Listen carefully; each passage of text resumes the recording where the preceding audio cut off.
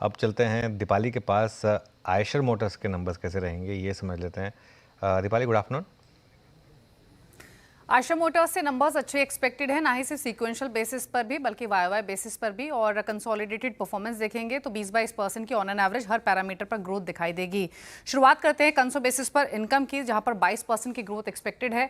मुनाफा भी लगभग 21% ग्रो होकर 1290 करोड़ आ सकता है।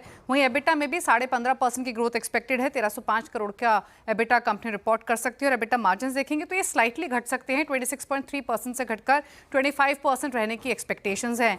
हालांकि जो आरई बिजनेस है और सीवी बिजनेस है, दोनों ही अच्छा परफॉर्म करेंगे। ओवरऑल आरई के वॉल्यूम्स 24% ग्रो हो सकते हैं वाई बेसिस पे, जिसमें एक्सपोर्ट ग्रोथ का ज़्यादा कंट्रीब्यूशन रहेगा, क्योंकि आरई के जो एक्सपोर्ट वॉल्यूम्स है वो इस क्वार्टर में 42% बढ़कर आ सकते हैं वाई बेसिस पे।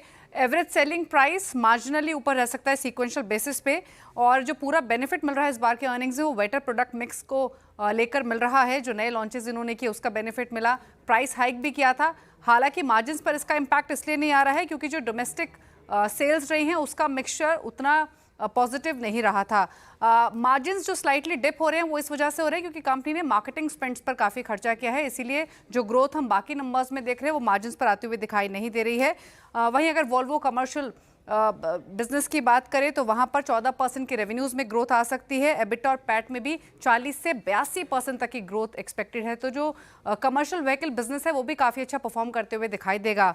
इंपॉर्टेंट रहेगा आगे के लिए डिमांड आउटलुक, आगे के लिए आरई लॉन्चेस को लेकर स्पेशली क्या पाइपलाइन है, एक्सपोर्ट ग्रोथ जो रिपोर्ट की है इस क्वार्टर में कितनी सस्टेन हो सकती है, इस सब पर कमेंट्री इंपॉर्टेंट रहेगी। लेकिन सीक्वेंशली और वाई दोनों ही बेसिस पे नंबर्स अच्छे एक्सपेक्टेड है आयशर मोटर्स से।